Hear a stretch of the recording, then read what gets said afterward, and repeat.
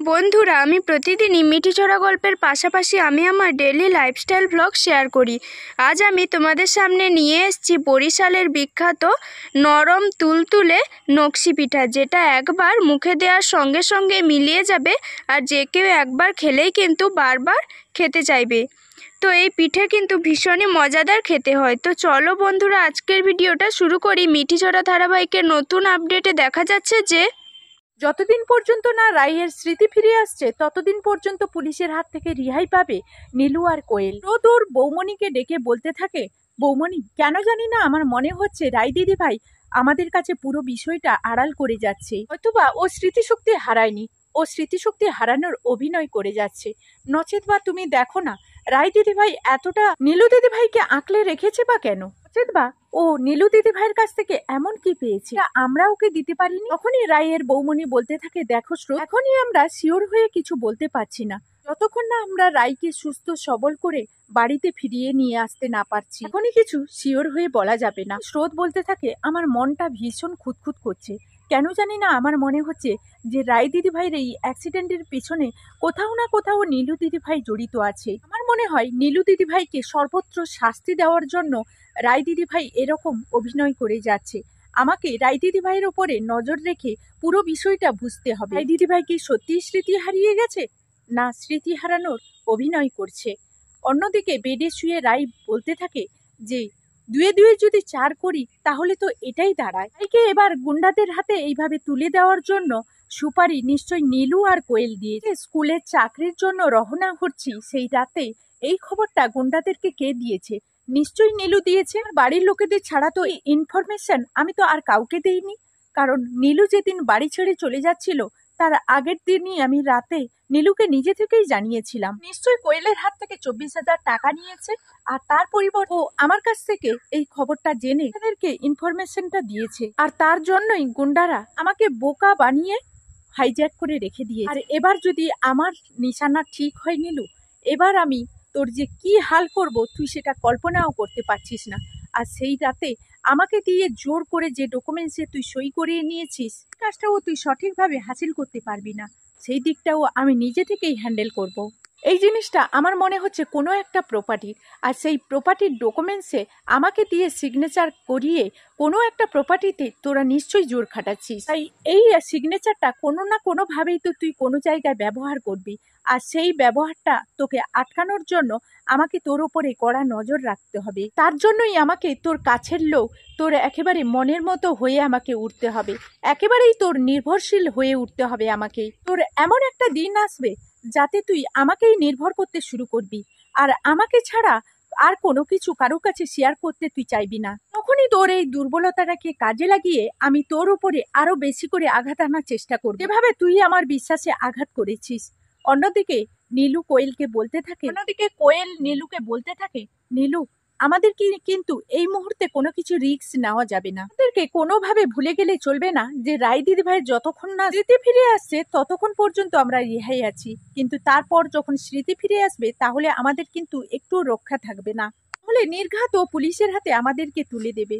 ওর কিন্তু সেদিনের রাতের সব কথা মনে পড়ে যাবে, নিশ্চয়ই সবকিছু ভুলে যাবে না। তখনই কোয়েল বলতে থাকে, আমাদের সাবধানে পা ফেলাতে হবে, হঠাৎ করে এত সবকিছু ভুলে গেলে চলবে না নীলু। তো বন্ধুরা, এই ছিল মিঠিচড়া ধারাবাহিকের নতুন আপডেট। কখনো কি তোমরা সাধারণভাবে খুব কম সময়ে, কম উপকরণে এবং খুব তাড়াতাড়ি এই নকশি পিঠে বানিয়েছো? এই নকশি পিঠে বানানো কিন্তু ভীষণই সোজা, আর বরিশালের এই বিখ্যাত নকশি পিঠে যে একবার খাবে সে কিন্তু বারবারই খেতে চাইবে। তো চলো আজকের এই নকশি পিঠার ভিডিওটা তোমাদের সামনে শেয়ার করি। আমি একটা চায়ের কাপ মেপে নিয়ে নিচ্ছি 2 কাপ পরিমাণ জল। জলটা হালকা উষ্ণ গরম হয়ে গেলে আমি এই রকম 100 গ্রামের একটা প্যাকেট নিয়েছি, ওই 100 গ্রাম দুধ কিন্তু এখানে দিয়ে দেব। তোমরা চাইলে এখানে লিকুইড দুধও নিতে পারো। দুধটা পুরোটা দিয়ে খুব ভালোভাবে মিশিয়ে নিলাম, আর এটা একটু গরম হয়ে যাওয়া পর্যন্ত অপেক্ষা করব। সামান্য একটু লবণ দিয়ে দিলাম, আর এখন ওই দুধের মধ্যে দিয়ে দিচ্ছি 1 কাপ ময়দা। আমি এখানে ময়দা নিয়েছি, তোমরা চাইলে চালের গুঁড়ো কিংবা গমের আটাও নিতে পারো। ময়দাটা দিয়ে খুব ভালোভাবে অনবরত নাড়াচাড়া করে মিশিয়ে নিতে হবে। আরও 1 কাপ আমি এখানে ময়দা অ্যাড করলাম। 2 কাপ দুধের জন্য 2 কাপ ময়দা নিলাম। তোমরা চাইলে, আমি এখানে দুধে ময়দা মেশাচ্ছি, তোমরা চাইলে জলেও ময়দা মেশাতে পারো। 2 কাপ ময়দা খুব ভালোভাবে মিশিয়ে নিচ্ছি। আর অবশ্যই খেয়াল রাখবে যাতে এখানে কোনো দলা না পেকে যায়। দলা পেকে যাবে অবশ্য, তাহলে তোমরা এই দলাটাকে ভেঙে দেবে। নাড়াচাড়া করে এটা একটা ডো তৈরি করে নিয়েছি। এইরকম মিডিয়াম আঁচে এটাকে নাড়াচাড়া করতে হবে। এখন এটাকে একটা পাত্রে নামিয়ে নেব।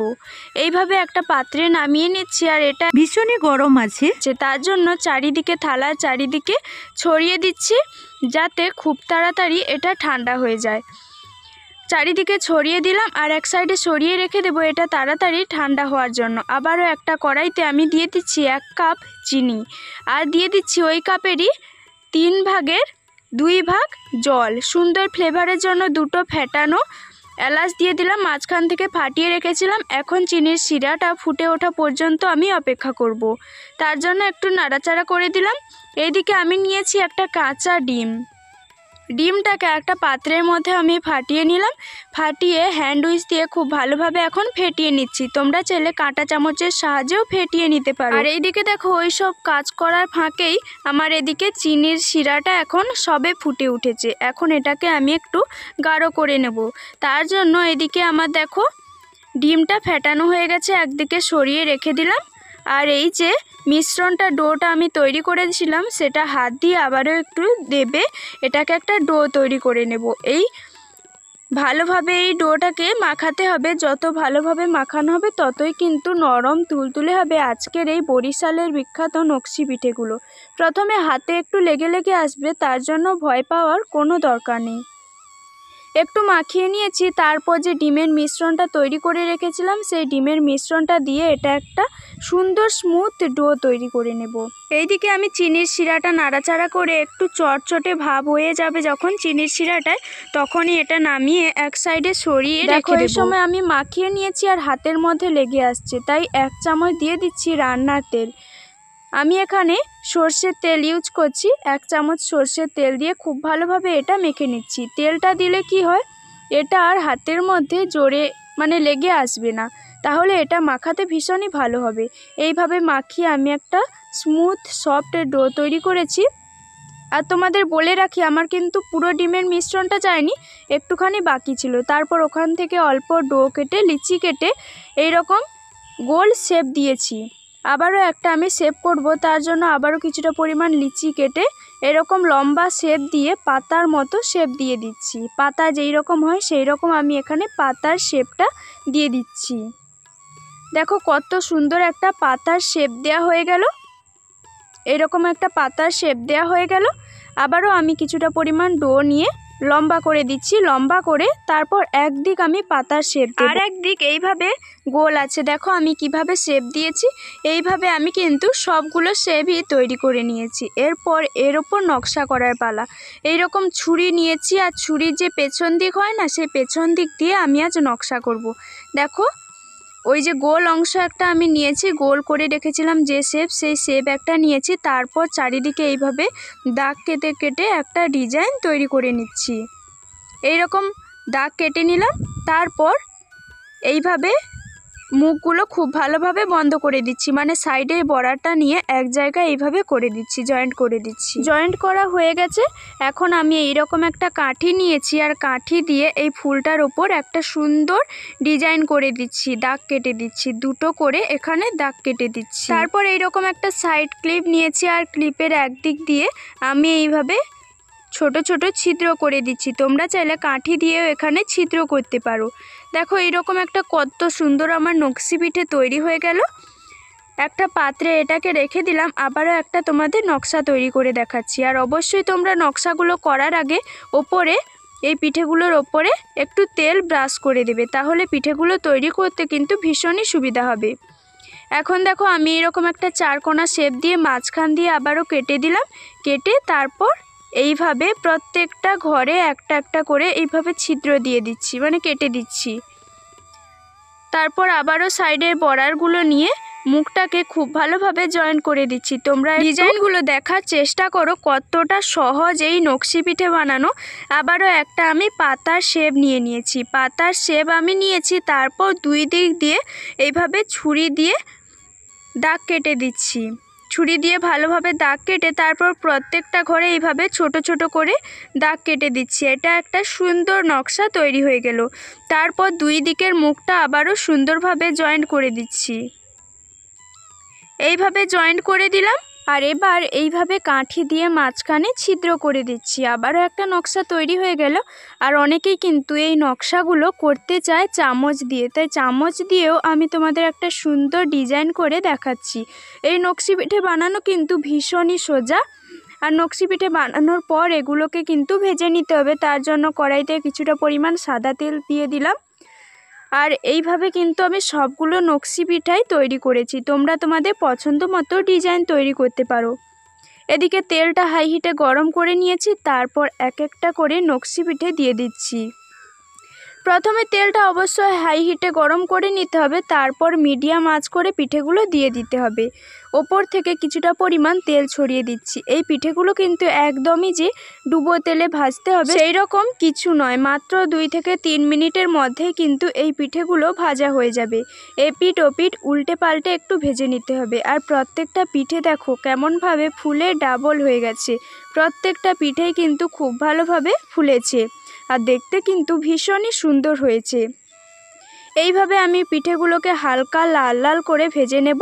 আমার ভাজা হয়ে গেছে। এইরকম একটা স্টিনারের সাহায্যে পিঠেগুলোকে তুলে নিচ্ছি আর তেল ঝরিয়ে নিচ্ছি। তেল ঝরিয়ে পিঠেগুলো তুলে নিলাম, আর বাকি পিঠেগুলো ওইভাবে ভেজে নিচ্ছি। এখন যে মিষ্টির রসটা তৈরি করে রেখেছিলাম, সেই মিষ্টির রসের মধ্যে এই গরম গরম পিঠেগুলো দিয়ে দিলাম। সবগুলো পিঠে এইভাবে তৈরি করে দিয়ে দিয়েছি। আর এখন চামচ দিয়ে একটু নাড়াচাড়া করে দিচ্ছি, খুব ভালোভাবে নাড়াচাড়া করে দিচ্ছি। একটু নাড়াচাড়া করে এবার ঢাকনা দিয়ে ফিরে আসছি 30 মিনিট পর। সবচেয়ে ভালো হয় এই পিঠেগুলো রাত্রে তৈরি করে সকালে উঠে খেলে ভীষণই ভালো লাগে। আর এখন দেখো 30 মিনিট পর ফিরে এসেছি, আর পিঠেগুলো সব রস টেনে নিয়েছি, ফুলে পুরো ডাবল হয়ে গেছে আর ভীষণই সুন্দর লাগছে। একটা তোমাদের কেটে দেখাচ্ছি কতটা সুন্দর হয়েছে। বরিশালের বিখ্যাত এই নরম তুলতুলে নকশি পিঠে অবশ্যই অনুরোধ থাকলো একবার তৈরি করার জন্য। একদম রসে ভরা নরম তুলতুলে এই পিঠেগুলো যে একবার খাবে সে কিন্তু বারবারই খেতে চাইবে। ভীষণই নরম তুলতুলে হয়। তো বন্ধুরা, তোমরা যদি এই ভিডিওটা ফেসবুক পেজ থেকে দেখো, অবশ্যই পুতুল ফ্যামিলির পেজটাকে একটা ফলো করে লাইক কমেন্ট করে পাশে থাকবে। আর ইউটিউব থেকে দেখলে অনুরোধ থাকলো সাপোর্ট করে এইভাবে এগিয়ে নিয়ে যাওয়ার জন্য। আর প্রত্যেকটা পিঠেই দেখো কতটা সুন্দর হয়েছে, দেখতে যেমনই সুন্দর খেতেও ঠিক তেমনই সুন্দর, ভীষণই মজাদার। তো চলো বন্ধুরা, আজকের ভিডিওটা এই পর্যন্ত। এখনকার মতো বিদায় নিচ্ছি। সবাই ভালো থাকবে, সুস্থ থাকবে।